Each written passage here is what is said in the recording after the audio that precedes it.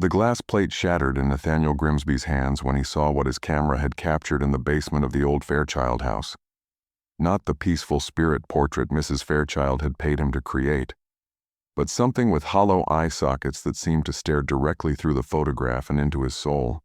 Something that had been waiting in that basement for far longer than the recently deceased Mr. Fairchild had been in his grave. The year was 1874, and the business of spirit photography had become a profitable venture for those willing to prey upon the grief of families torn apart by war and disease.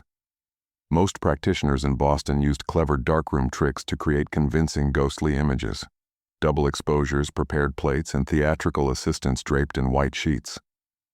But Nathaniel Grimsby had never needed such deceptions, because his camera captured things that were genuinely there. Things that existed in the spaces between the living world and whatever realm claimed the dead. Mrs. Fairchild had come to his Commonwealth Avenue studio on a rain-soaked November afternoon, clutching a silver locket containing her husband's daguerreotype and $50 in crumpled bills. Her husband, Samuel, had died 3 weeks earlier from pneumonia, and she claimed his spirit had been visiting her dreams, begging her to find someone who could capture his image so that she might have proof of his continued existence beyond the grave. Have you ever looked at an old photograph and felt like something was staring back at you from beyond the glass? Drop a comment below and tell us where you're watching from. We'd love to hear about any unsettling experiences you've had with vintage photographs or cameras that seem to capture more than they should. Have you or anyone you know ever encountered something supernatural while taking pictures or developing film? Grimsby had accepted the commission with the same professional demeanor he brought to all his supernatural photography sessions, though privately, he dreaded what his camera might reveal. His equipment had developed an unfortunate tendency to record entities that bore little resemblance to the peaceful departed souls his clients hoped to contact, and each session brought new horrors that challenged his sanity, while filling his pockets with grief-purchased gold. The Fairchild house stood on Beacon Hill like a monument to accumulated sorrow, its windows dark and its rooms filled with the oppressive silence that settles over homes where death has recently visited. Mrs. Fairchild led Grimsby through hallways lined with portraits of stern-faced ancestors, their painted eyes seeming to track his movement as he carried his photographic equipment toward the basement, where she claimed her husband's presence was strongest. The cellar was a cramped space that smelled of damp earth and something else, something sweet and cloying, that made Grimsby's stomach turn as he arranged his camera and prepared the glass plates that would capture whatever entities chose to manifest during the session. Mrs. Fairchild positioned herself in a wooden chair while Grimsby adjusted his equipment, the basement's single oil lamp casting dancing shadows that seemed to move independently of the objects that should have produced them. The exposure required Mrs. Fairchild to remain perfectly still for nearly 4 minutes, while Grimsby's camera captured not just the light reflected from her physical form, but whatever spiritual emanations might be present in the basement's supernatural atmosphere. During this time, the photographer noticed that the temperature in the room had dropped significantly, and his breath began to form visible clouds in the suddenly frigid air. But it was the sounds that truly unnerved him. Whispers that seemed to emerge from the stone walls themselves, voices speaking in languages he couldn't identify but somehow understood, were discussing Mrs. Fairchild's loneliness and vulnerability, with the calculating interest of predators evaluating potential prey. The whispers grew louder and more insistent as the exposure continued, until Grimsby could barely concentrate on his equipment over the supernatural chorus that filled the basement. When the session was complete, Grimsby packed his equipment with unusual haste and promised to deliver the developed photograph within 2 days.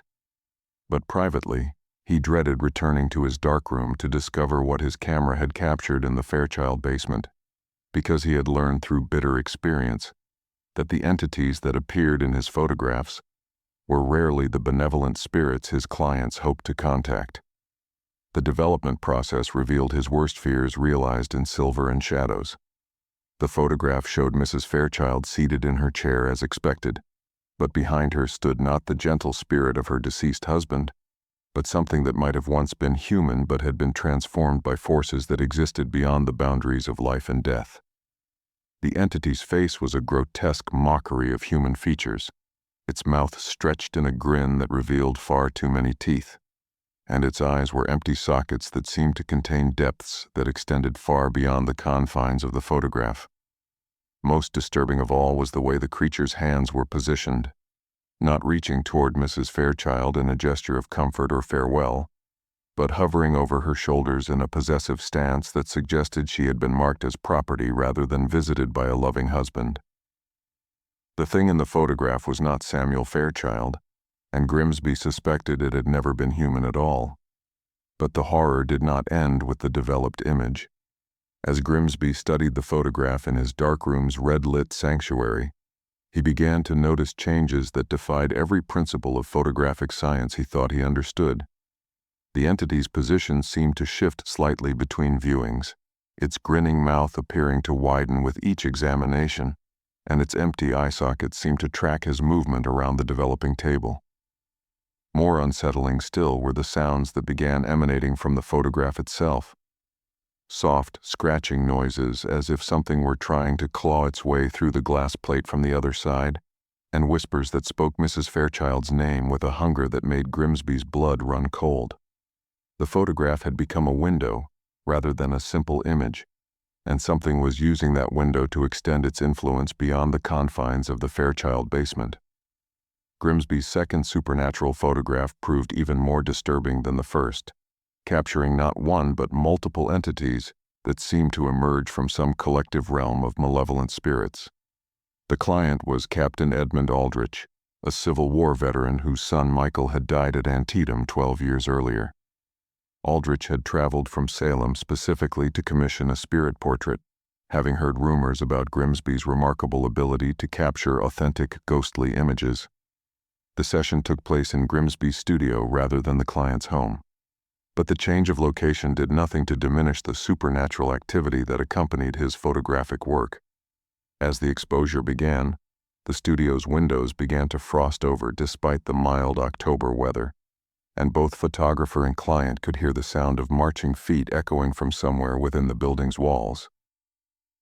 When Grimsby developed the plate, he discovered that his camera had captured not just young Michael Aldrich, but an entire regiment of spectral soldiers, all bearing the wounds that had killed them, and all staring directly at the camera with expressions of accusation and rage. These were not peaceful spirits seeking to comfort grieving relatives. They were entities consumed by the violence of their deaths and the injustice of their sacrifice.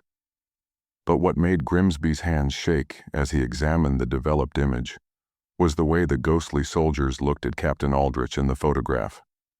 Their spectral faces showed not recognition or affection, but condemnation, as if they held him responsible not just for Michael's death, but for the broader carnage that had claimed so many young lives during America's bloodiest conflict.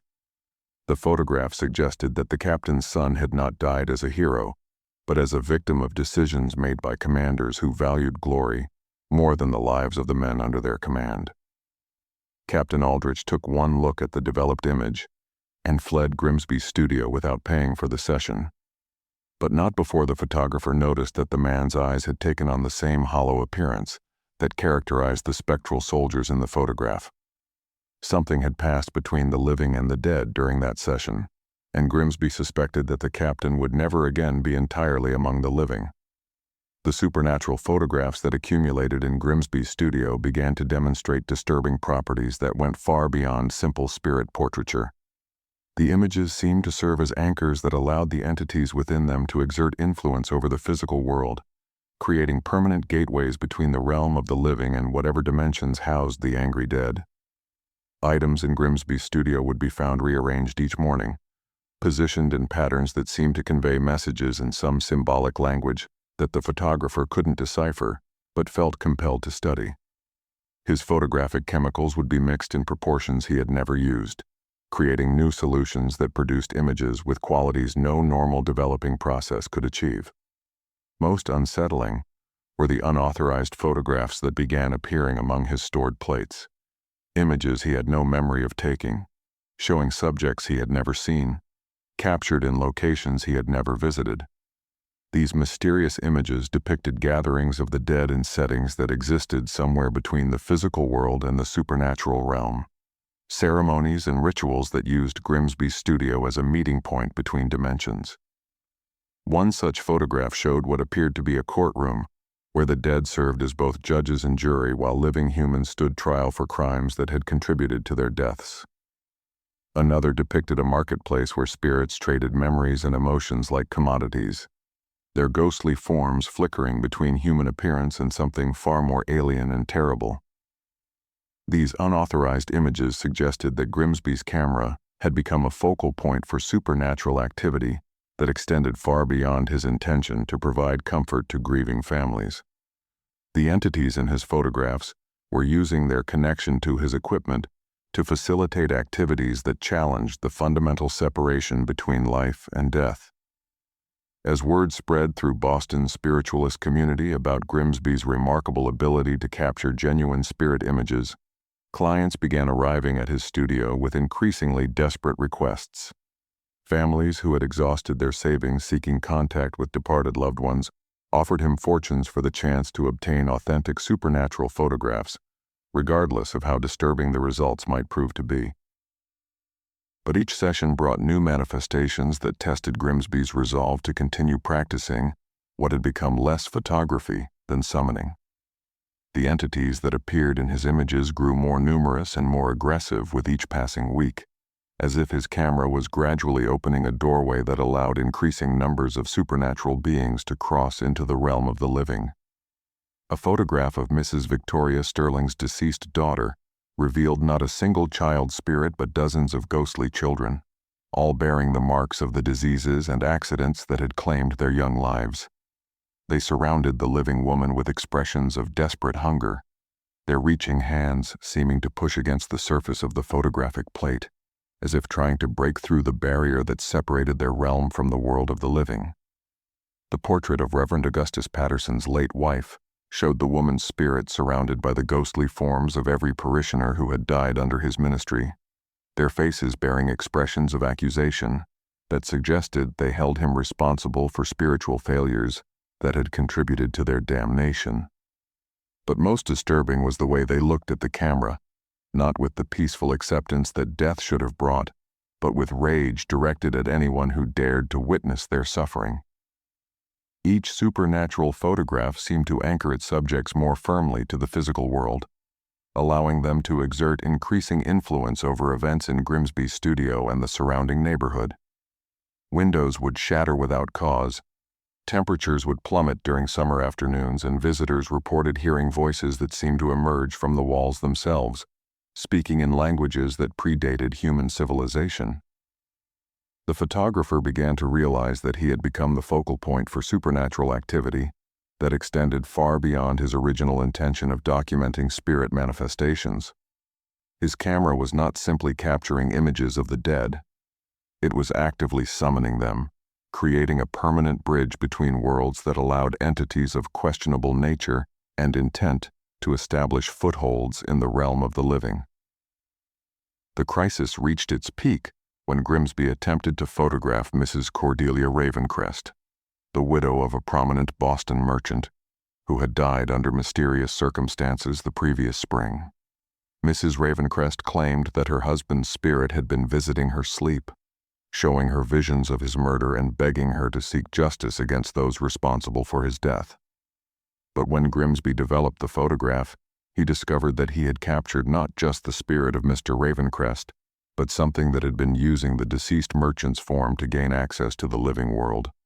The entity in the image bore Ravencrest's face and clothing, but its eyes held an intelligence that was ancient and alien, suggesting that whatever had taken residence in the merchant's spiritual form had no connection to the man he had been in life.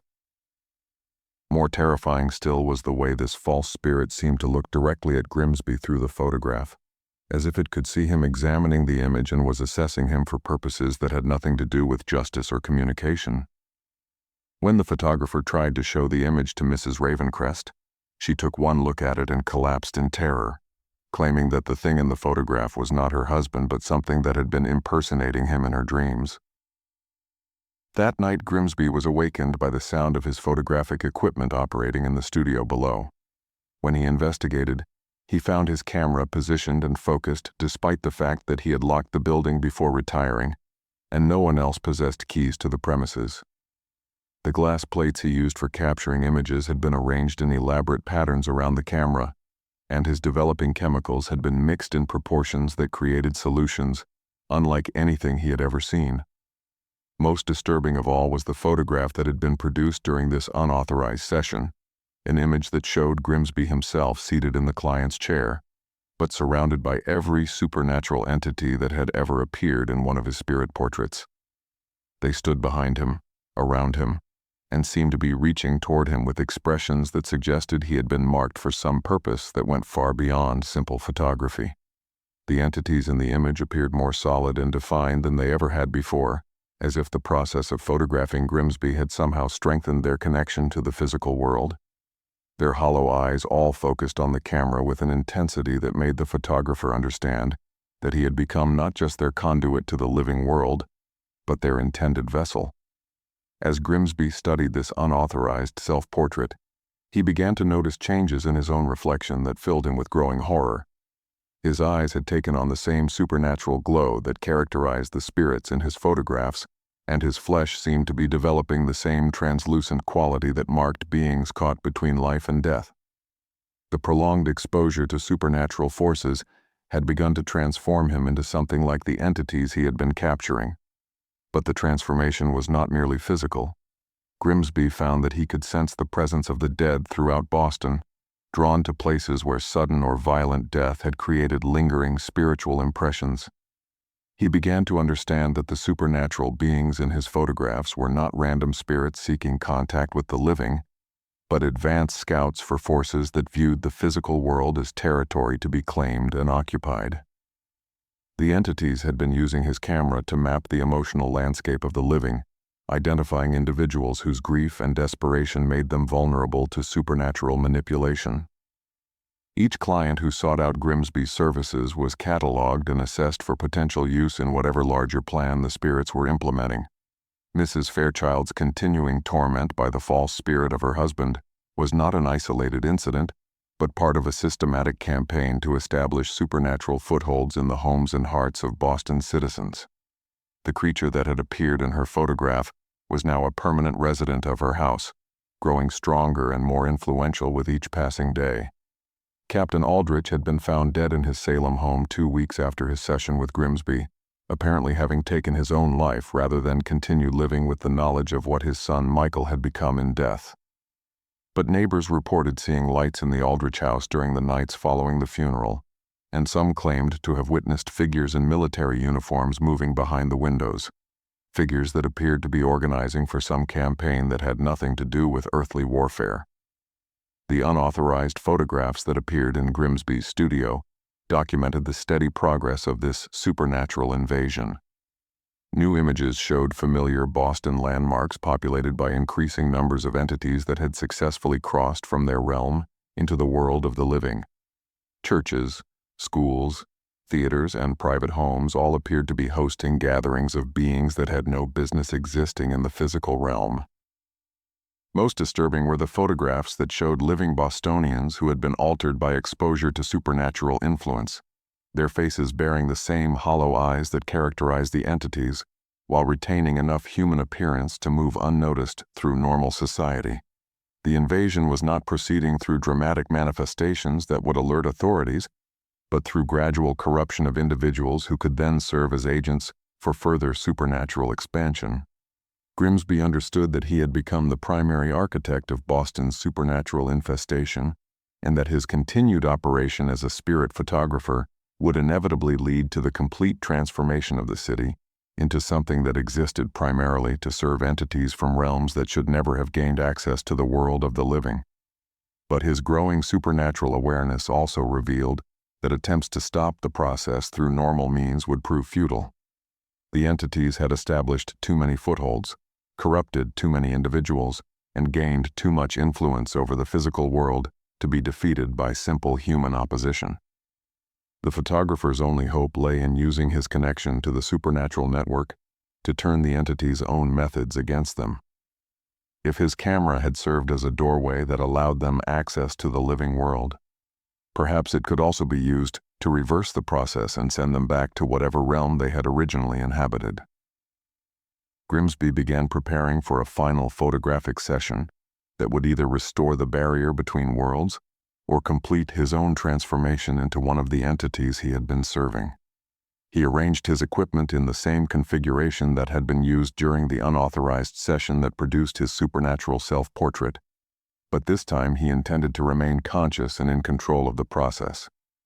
As midnight approached and the supernatural activity in his studio reached its nightly peak, Grimsby positioned himself before his camera and began the exposure that would determine whether Boston's living residents would retain their humanity or be absorbed into the growing network of entities that now moved freely through the city's streets and homes. The ritual required him to remain motionless while supernatural forces gathered around him, their presence making the air thick and oppressive as they evaluated whether to accept his sacrifice or claim him as another corrupted servant. The camera's lens became a focal point for energies that existed beyond the boundaries of physical reality, drawing power from dimensions where the normal rules of existence held no authority. During the exposure, Grimsby experienced visions that showed him the true scope of what was at stake. He saw Boston transformed into a city of the dead, its streets filled with entities that had once been human, but had been altered by supernatural influence until they served purposes that had nothing to do with their original lives or deaths. He witnessed the spread of this corruption beyond the city's boundaries, carried by the spiritual resonances created by his photographs to other communities throughout New England and beyond. But he also saw another possibility, a future where the supernatural invasion was reversed, where the entities were sent back to their proper realm, and where the living could continue their existence free from the influence of forces they were never meant to encounter. This vision required a sacrifice that would sever his connection to the supernatural network while using that same connection to close the doorways he had inadvertently opened.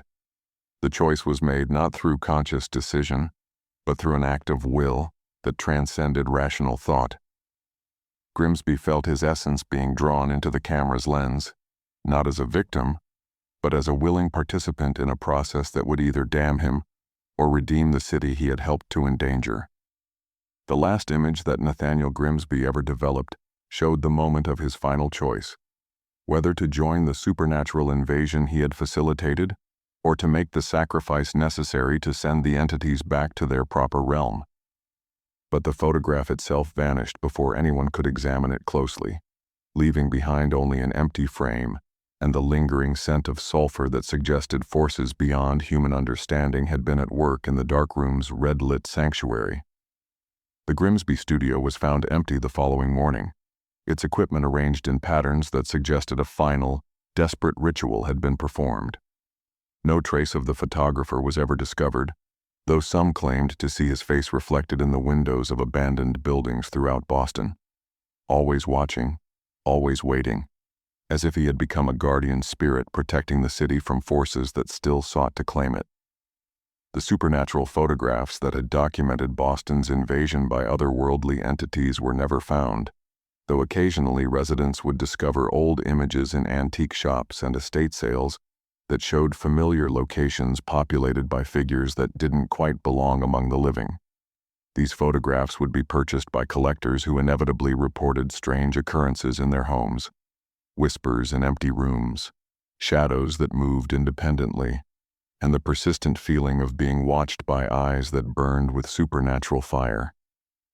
But whether Grimsby's final sacrifice had successfully banished the entities or merely hidden their presence more effectively remained a question that would never be answered with certainty. Boston continued to exist. Its residents went about their daily lives, and the business of spirit photography gradually faded as newer technologies captured the public's attention. Yet those who knew where to look could still find traces of the supernatural network that had once threatened to consume the entire city.